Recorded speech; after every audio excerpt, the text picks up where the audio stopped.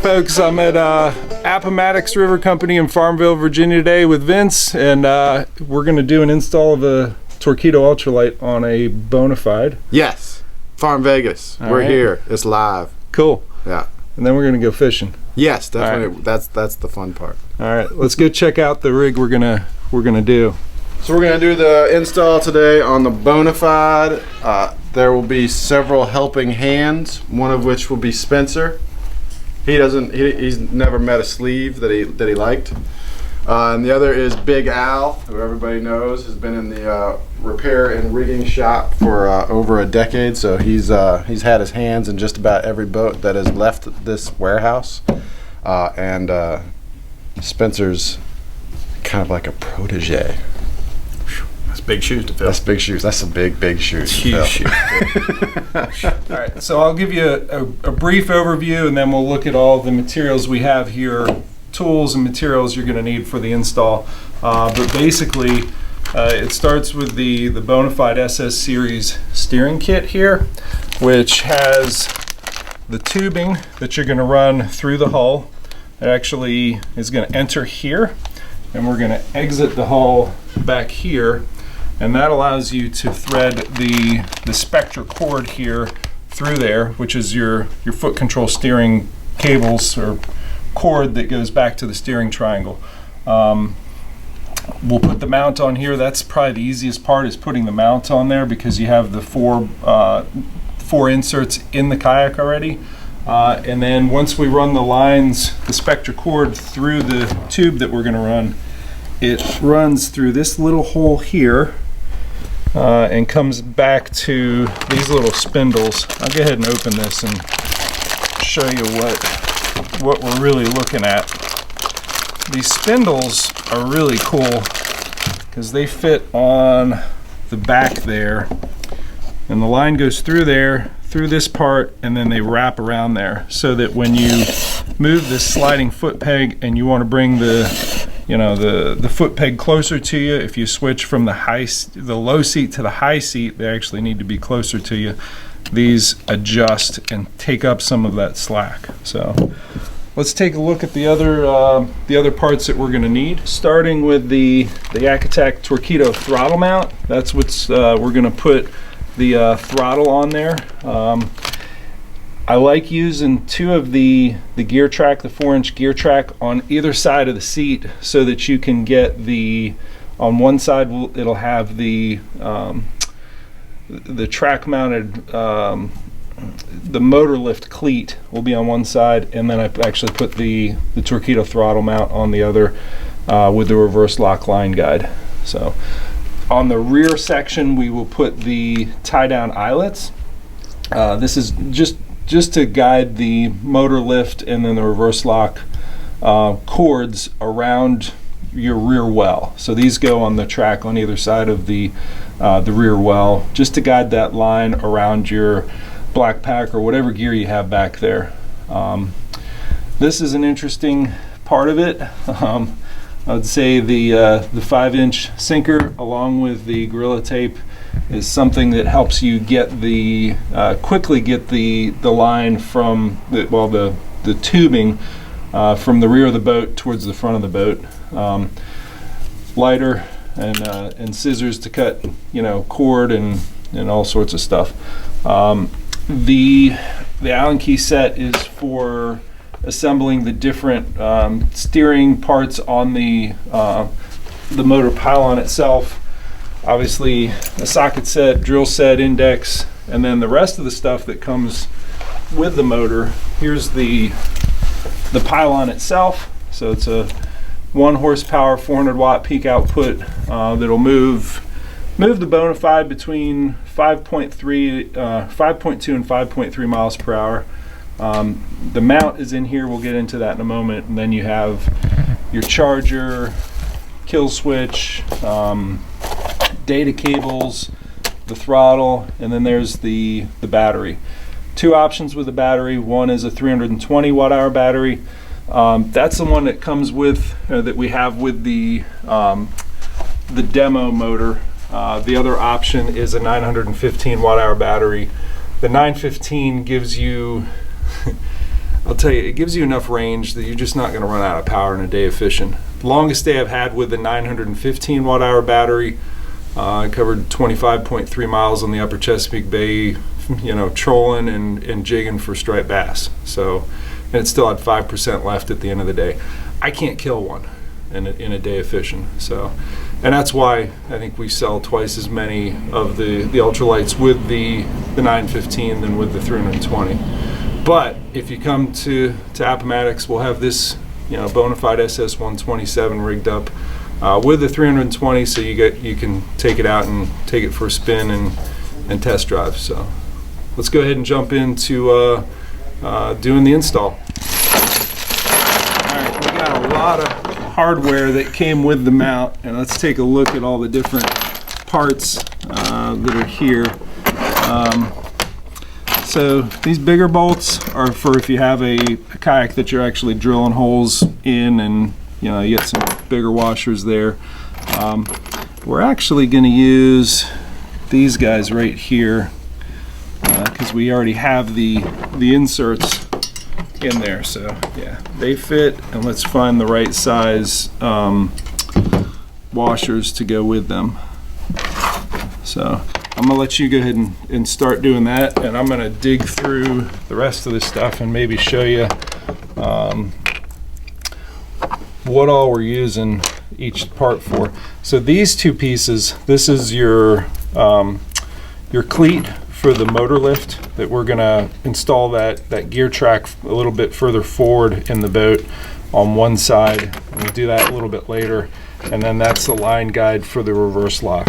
So they're gonna be track mounted. So I'm gonna go ahead and, as they're putting the bracket on there, I'm gonna go ahead and start assembling this just in preparation for that later step. So these little track discs go right in there.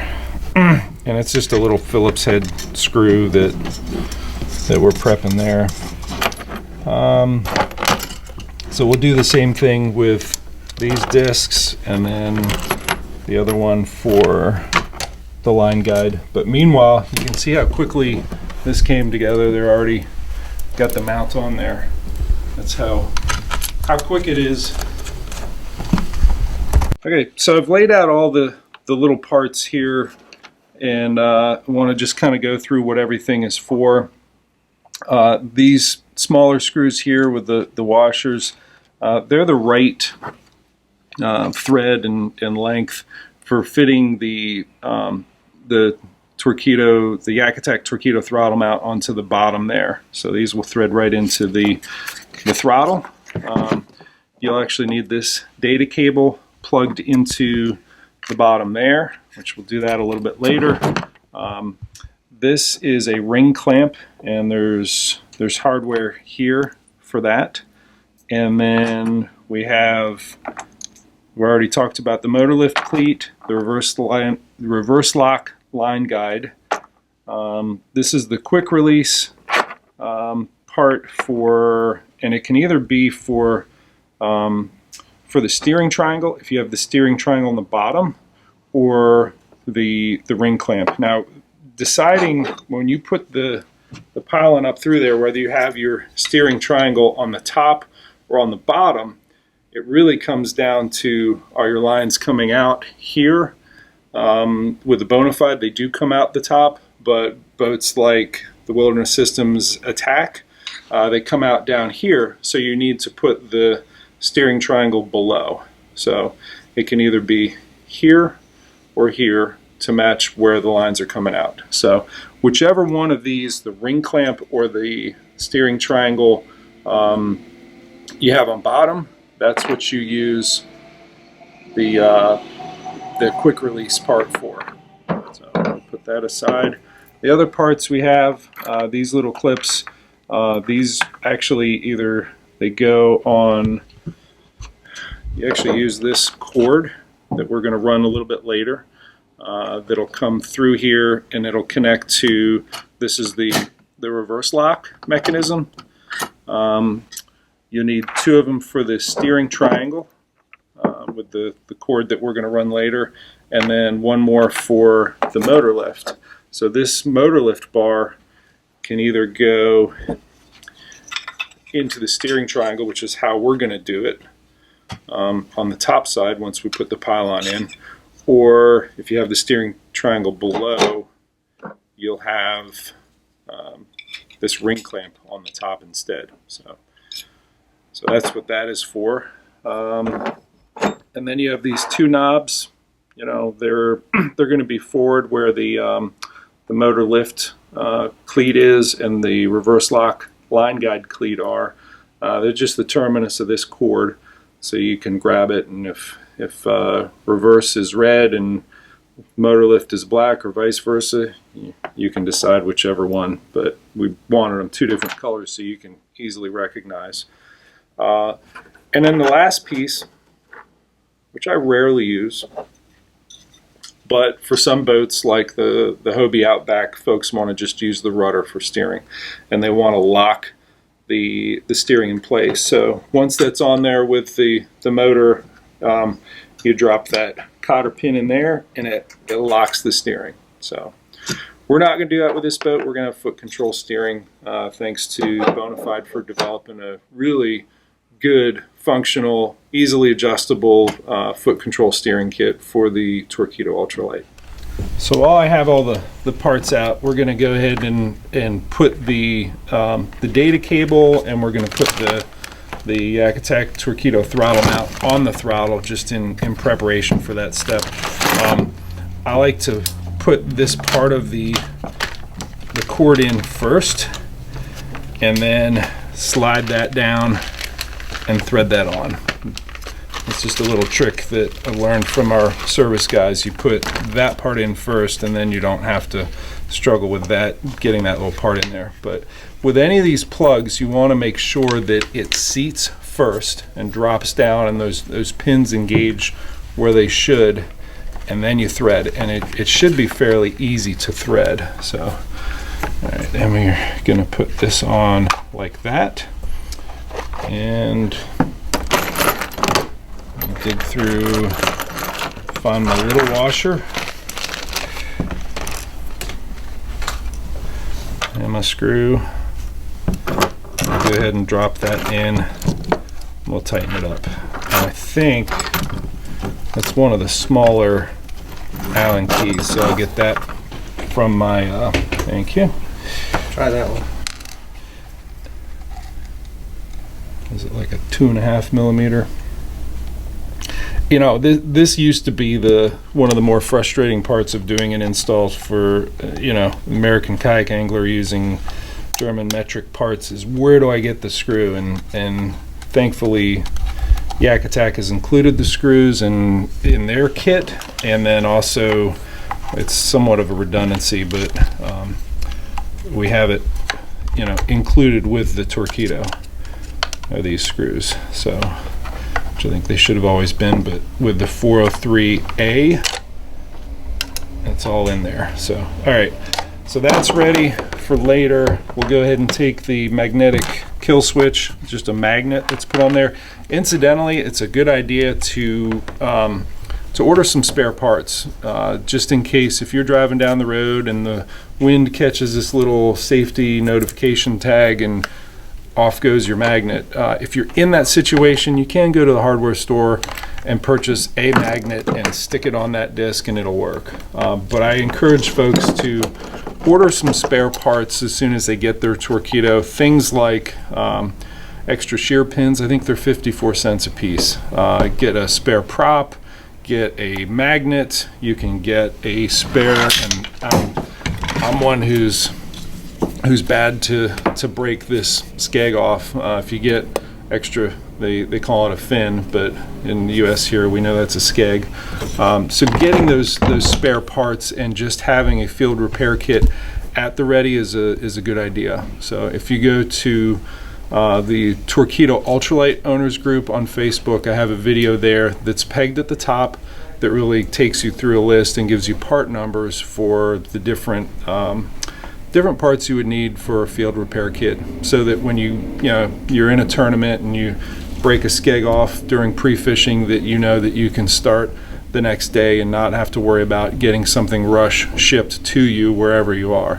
You have the stuff, and you know, you're ready to just go ahead and take care of it and get back to fishing. So let's get back to, I think we're going to run our tubes through the hull next and run the lines, and we'll keep moving.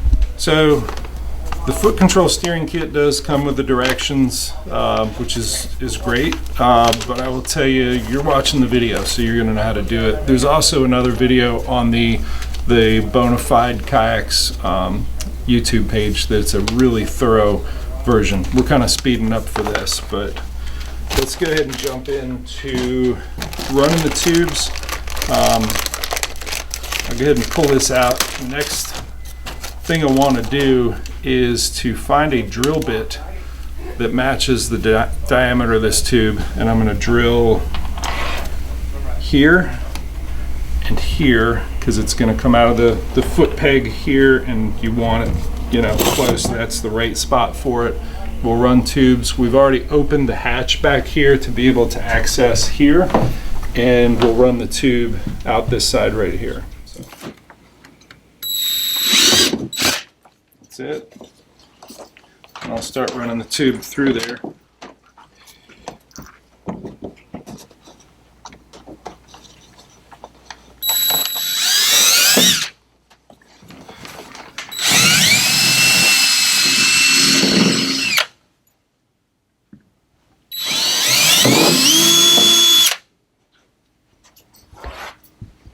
So I've done a lot of running rotor tubes through boats, and I've used everything from coat hangers to, you know, whatever those wires are to run electricity through ceiling tile or whatever. And the thing I came up with doing this install with John Hipsher last spring, when we kind of prototyped this whole kit, was this that most fishermen have. That works the best. So I've run this through here with my long arms. Hopefully I can grab that in a second. I'm going to tape that sinker to it, and I'm going to chuck it down the length of the boat, and then you're going to grab it at the back. Sounds like a great theory. Yeah.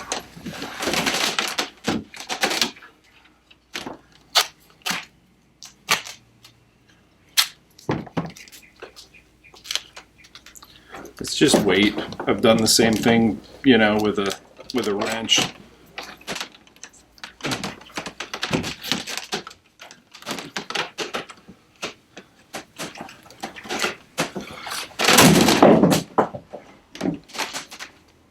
Nice. You like that trick? That's very good. It's easier than, you know, anything else I've tried. So that's, you're going to reach in there and just poke it out through the side. I'm going to go ahead and grab the lighter, and I'm going to mushroom this end of it.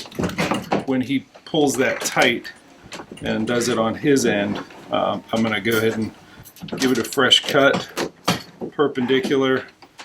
Use the lighter that just softens up that plastic. And I actually use the side of the lighter to mushroom it out. Another trick, and I need to go grab a machine screw, is once you've mushroomed it out a couple times, you get that machine screw in there, and it just flares it out. So I'll grab that here in a second and show you. But if you look at that, you can see it goes straight up and then it flares out. That way, when this draws tight, it's not pulling through. Go ahead and pull that tight, and you can kind of zoom on there and see what that looks like. Keep going, keep going, keep going. And if you screw up, that's good. If you screw up and pull it through, you just cut it again and repeat the process. The tricky one is when you get on this end, and we're gonna cut it, and I'm gonna try not to pull that through. We're gonna cut it close, and then repeat the process and let it draw in its own tension back into there. Right. I'm gonna pull that. You can cut that.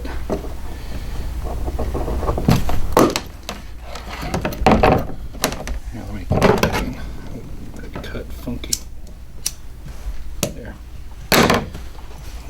We're not gonna burn you.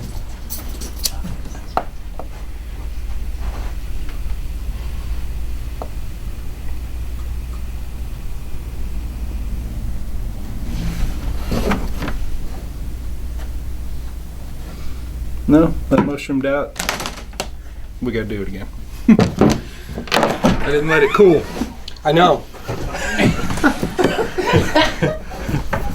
That's.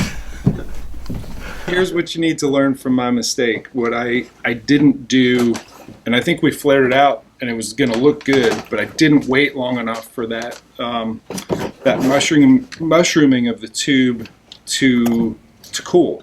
I think it would have held. But now I've made it difficult. So, but you gotta let the tube cool once you hit it with a lighter, so it doesn't pull itself back through.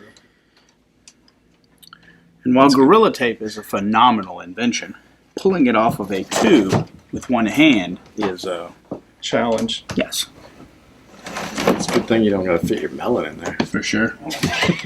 I'd be answering phones right now. 'Cause So while they're finishing up the running the tubes, I've started to put the spindles on. And this hole right here, I just ran that through there. I had to cut the spectra cord at a bit of an angle like this to make it. I didn't cut that good. To make it go through there easily. So it's sort of a chiseled angle. And I also use the lighter to kind of singe it very lightly to get it through there. So that makes it pass through there. Let's come around here. You run this through there first, and then it runs. It's gonna be sitting. I have the wrong one. There is a left and a right. This part is gonna be sitting right here. So you're gonna run it through the foot peg, run it through this piece here, and it's gonna wrap around there a couple times, and then we put it through there. We do an overhand knot,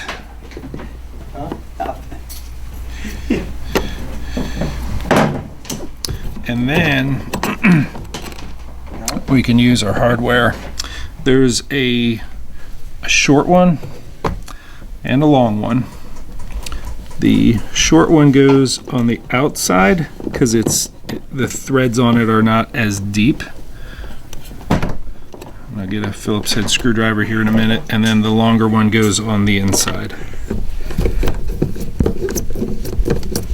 It should be good to go once this is tight. All right, so I talked about this before. We're getting ready to put the pylon up through this hole, but the part that's going to be on the bottom is going to need the quick release hardware, and the part that is on the top, Al's putting the motor lift bar in there, and that's with the regular fixed hardware, the non-quick release. The reason you want the quick release on the bottom is because you're going to be using the stow function here in a moment. I'll show you what that looks like once we get it on there. All right, here I have the ring clamp there. I'm sliding this on there. So that goes on there. This goes up through the hole.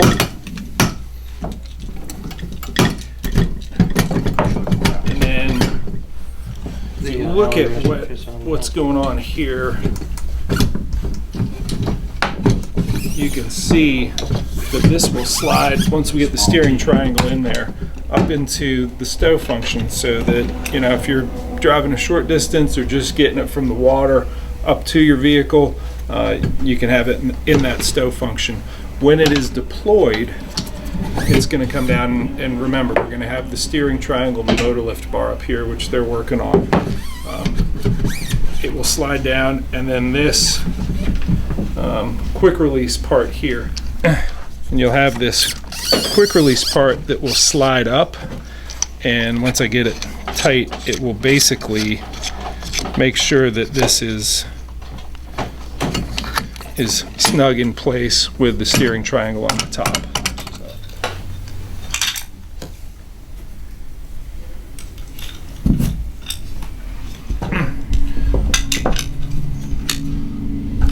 Push it up through there. You need it a little bit loose to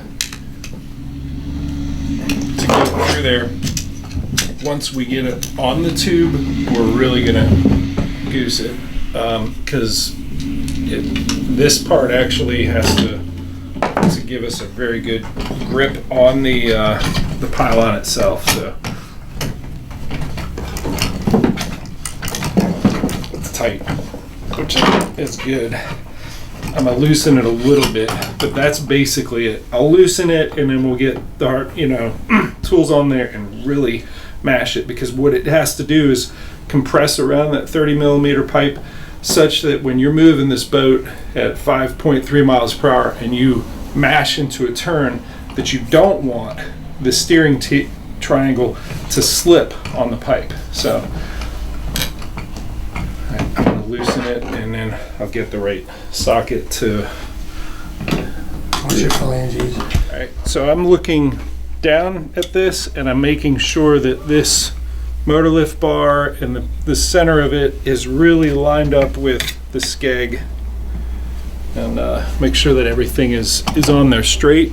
It is. I'm using an 8mm socket on this driver. Is that hardware, and then I will tell you, I'm almost gonna try and break this. I'm making it as tight as I can get it.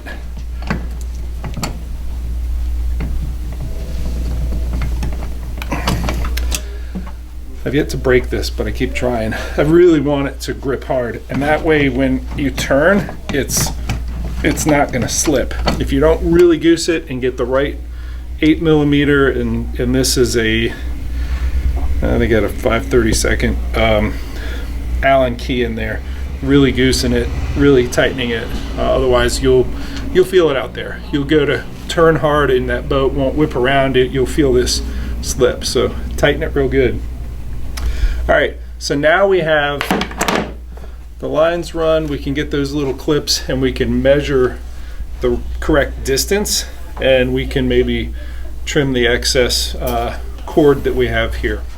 So one thing I failed to acknowledge earlier was that on the backs of these, and come around so you can see it, the backs of these pedals, you have a switch here, and that allows it to slide free. I do recommend getting some dry silicone and spraying it on these tracks so that the friction coefficient is low and they glide nicely. But normally they're going to be like this, which is locked, which really makes it a static, non-moving foot peg. You switch that, inward, and then it becomes free sliding, which is what we're going to want. So I'm measuring the same distance on both sides, and I'm actually going to center it. When I do it for myself, I'm actually closer to here because I have very long legs, but this will be a demo kayak, and we want it somewhere in the middle of the range. For measuring them, I'm going to lock them into place, and we're going to go to the back here, and I'm just going to tie these off right here, and I'm going to keep this straight, find out where the clip is. These clips work. I will tell you that the Night Eyes S beaners are a little bit more finger friendly, and a lot of folks that do this install prefer the Night Eyes S beaners to the clips that come with the unit. I'm just tying I think it's a noose knot, and we'll just trim off the excess. And really I'm just I'm preserving some length in case this ends up, you end up needing a little bit extra length, but you have it if you need it. But I'll go ahead and trim that. That is close enough that it's going to be right there. Trim that, and we'll do the same for the other side. So we're digging into the gear track. They're little 4-inchers. You get 2 of those. We're going to put one here on this little spot and one on the other side.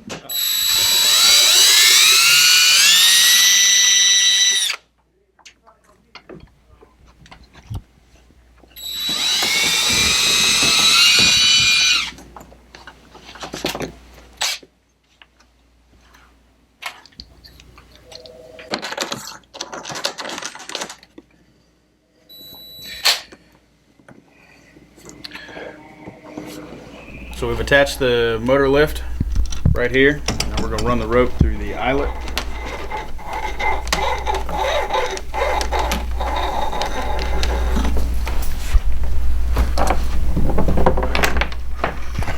Gravity.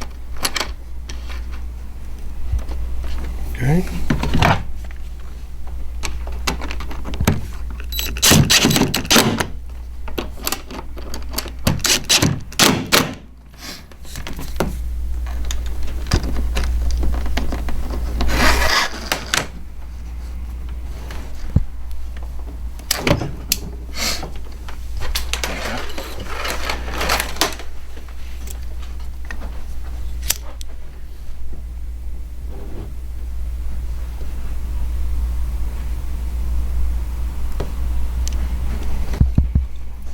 Watch your head. Just this. Yeah, really, it's supposed to be up there snug, but some folks actually operate it without it. That's far enough that you can get the stow function going across there. Does your line go through both lines don't go through those? Mine does. So it's designed to have both lines go through there. I prefer to have this line go directly to the tie down eyelet. And yeah, you can go ahead and put the reverse lock line through the one on your side. So we're going to run that through. That is connected here, and you got the clip for Quick release. quick disconnect. Yep, you run that through there. And then looks like you've already got the lock and load base for the throttle mount there, and you're going to go and put the reverse lock line guide there. Really, this is designed, and folks asked, why did we not put two cleats there with the kit? It's because the reverse lock is meant as a temporary sort of way to get you moving backwards. Whereas, and you don't really want to lock it, because if you forget about it and then you run over something, I will tell you that we tested what went wrong. If you go ahead and let it down, what goes wrong if you do lock this and you have reverse, but if you hit something with this, I don't recommend it, but I did test it. Go ahead and release the reverse lock. You can see these teeth came off of the trim adjustment bar. The trim adjustment bar, if you hit something and you have reverse lock, it'll just bend this, and you can take it back to back home to your shop and just bend that back in a vise, and it'll be functional again. But really, I recommend that the reverse lock you just use for a short period of time, and then let it release with that spring. So you've already got the base on there. You got your reverse. We'll set that down. This is a little bit high for where you want the seat. This is actually good if you're using the seat in the high position, or if you're standing and using it, but we're going to loosen this. We're going to do some adjustment here, but lots of different positions you can use this particular setup. Most folks like it just like that. So we're almost done getting ready to take this out on the water, but one last final step before we head out there and put it to use. Go ahead and show us what you got there. Silicone spray. Yep, we're going to use that and spray the tracks just to make sure that there's not much friction of that gliding back and forth. It's going to hit the top and then the bottom and hit both sides, and see that just helps it slide free. It helps it if you actually unlock it. So that is helpful, and that's helping that steer. So we'll go ahead and put the battery on there. It's not fully charged, but it's enough for us to get out there and test it. I really like this plug to seat in there fully. As you're turning this, you push it and make sure that it seats fully. It should be very easy. If it's not easy to turn this, you're probably cross-threading it. So, all right, that's in. The data cable is actually pretty easy because it has that little notch that you line up on top. Seat that, and again, should be very easy. You shouldn't be forcing it. If you're forcing it, you're cross-threading it. And if you cross-thread it, you're likely going to have an E30 error code. So we'll go ahead and turn this on. And looks like we got 81% of the battery. There's about a 1 second delay from when you start it to when it goes.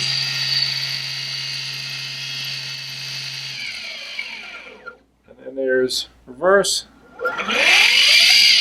But if you did that without the reverse lock, it would just flop up out of the water. So that allows it to back up and have reverse. And we're ready to roll.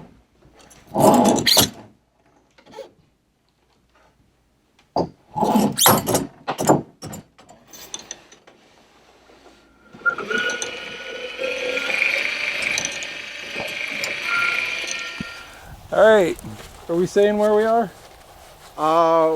We are in Southside, Virginia, Top secret. at a privately owned, well, not really privately owned. It's a lake that's managed by the Peter Francisco Conservation District. It was a watershed project from the 70s. This lake was formed in 1976, and it is a flood control lake. There's a big earthen dam behind us, and the land that surrounds the lake, this side is all owned kind of by my wife's family. The flip side is where my wife's family grew up, but is now owned by somebody else. So we are one of few people with access to this lake. And so to say that these fish do not get much pressure is an understatement. I'm one of the few folks who comes out here regularly. So it's a fun place to come and just kind of like, the old saying, fish in a barrel. I'm probably jinxing us now, but that's the gist of it. All right, well, let's go catch some. All right, let's do it.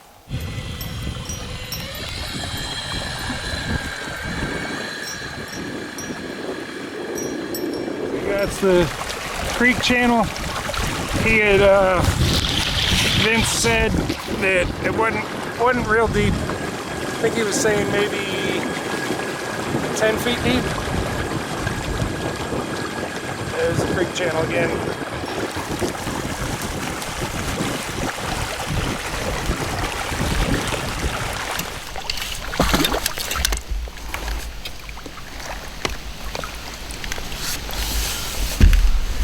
Got a little guy. Know that Vince got one about the same size on a drop shot as soon as he casted. So see if we can find a little bit bigger one. That one was up in shade in like 2 feet of water. I'm sitting out in 4, and looks like he's caught another. Our water temperature's 83.6 degrees, so, and it's October. record-breaking heat today. I think we'll need to go deep to get them, at least to get the better ones, but we'll see. Throwing a Z-Man Palmetto Bugs with a 16th ounce tungsten bullet weight up into brush. So, not real snaggy. Real easy drag through the wood.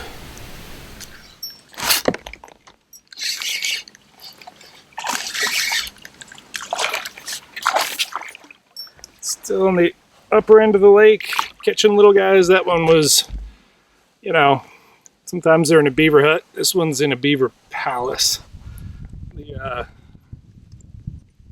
size of the beaver hut this thing was on is massive, but I'm still only in 3 feet of water. Still catching little guys. All right, Vince, you got a couple on the drop shot, right? Couple on the drop shot. Nothing of any real size, but little ditch pickles. Yep. I'm getting them here and there on soft plastics with the the Z-Man Palmetto Bugs up shallow, 16th ounce, tungsten bullet weight. I don't think that's how we're going to catch them, at least the big ones. I think we're in the upper end of the lake, and where we need to head back to is where we launched, which I don't really know what's out there structurally, but the deeper end, down by the dam, that's probably our cooler water. We're up to 83 point something up here, and we're gonna check the temperature and head back down there. And I'm gonna take a look at the side imaging. I got 70 feet on either side of me that I can look for whatever structure's in that deeper water. Haven't seen anything of note yet, but as we move to that deeper water, I'll go ahead and drop waypoints on things that interest me.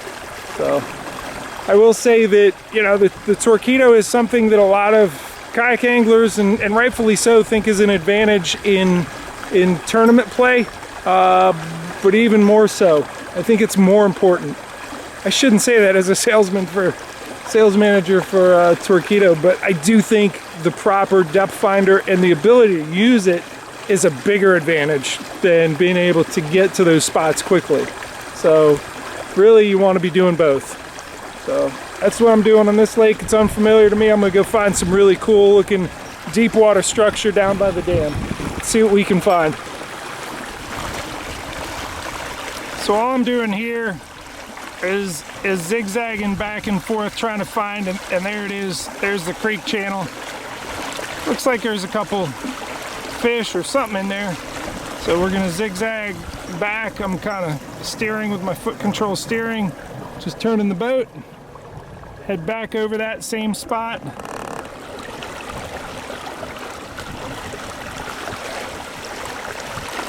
There's the creek channel again. Zigzag and really get an idea where that creek channel lines up. I may drop a couple waypoints. There's something over on my right. Nothing real big structurally, but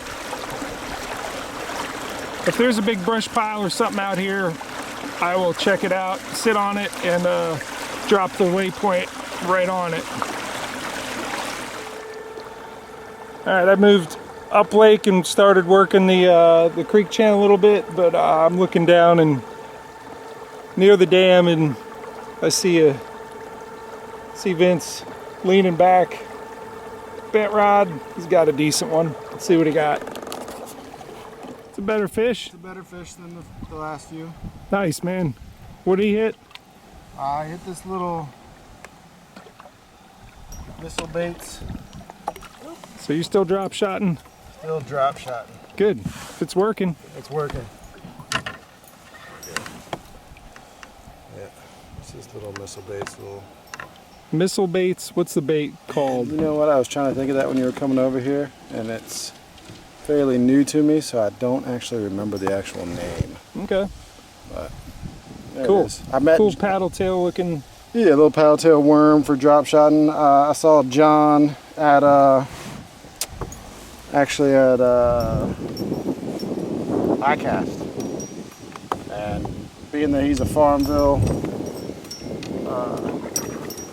favored son, I was talking to him about some stuff, and he gave me a bunch of bags of baits, and Nice. I've been slowly kind of messing with a bunch of different ones. And this little thing, I need to figure out the name of it now, because it does seem to have a little bit of luck to it.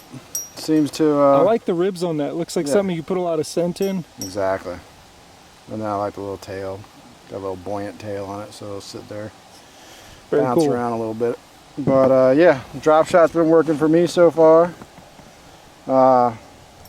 You know, maybe we can catch a few. Maybe we can find one more of some kind of size. I know there's a few in here. Yep.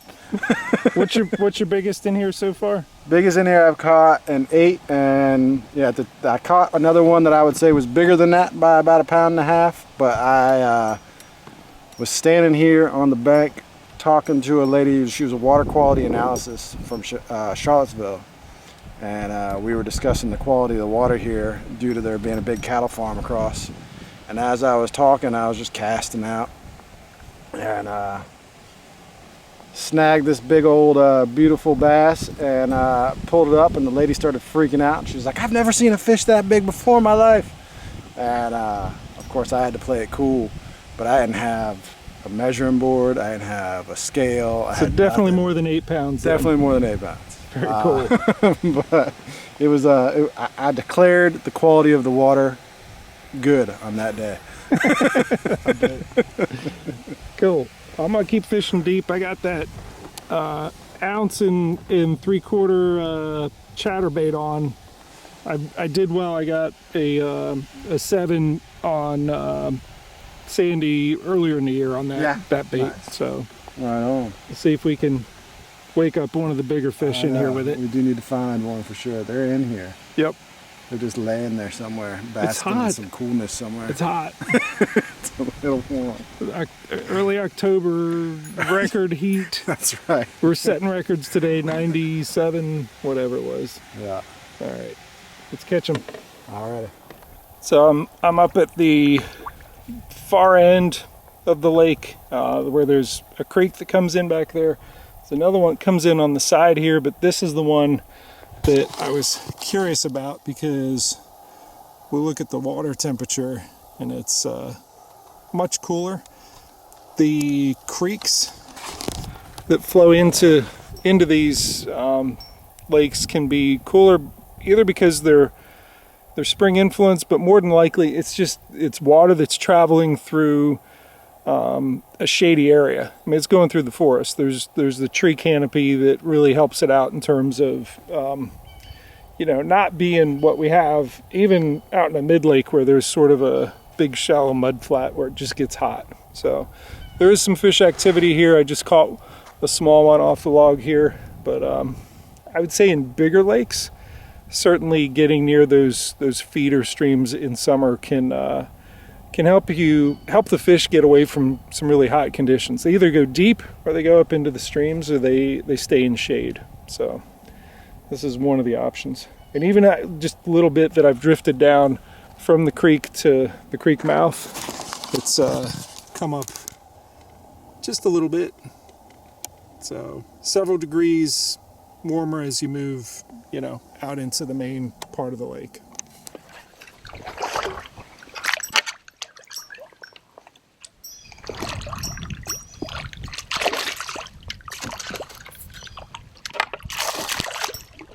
It's a better one up in this cooler water on the upper lake that, man, he's sort of pasty looking, but he was on an isolated piece of wood,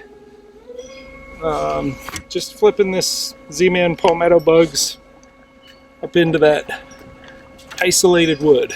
So decent fish. You could just see a little nub of wood sticking up there. So we'll go ahead and put him back, and then we'll take a look at at that fish that was a combination of cooler water and the upper lake and just some wood structure. So we'll go ahead and get him back in. See a fishy. And we're gonna zoom right over that spot. There wasn't a whole lot to it. I mean, I was just drifting in the wind and looked at this tiny little nub sticking up. Not much of a stick, but enough to kind of show itself.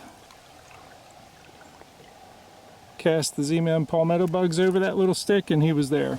So let me see if I can replicate that on each piece of wood I see out here.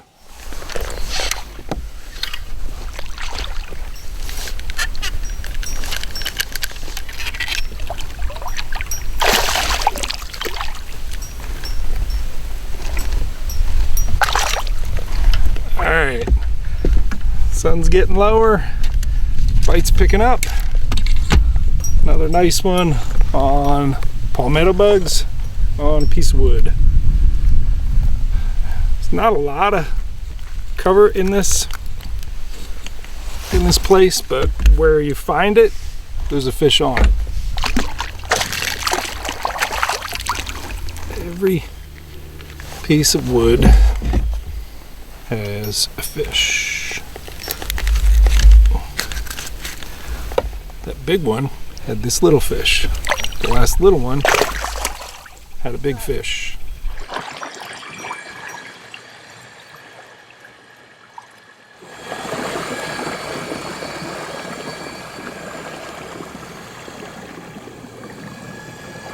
I'd say that's a tight turning radius.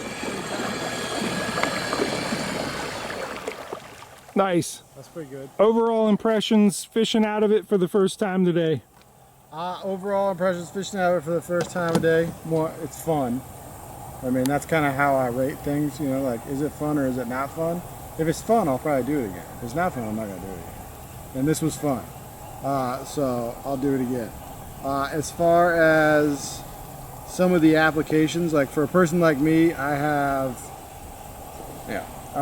running a small business,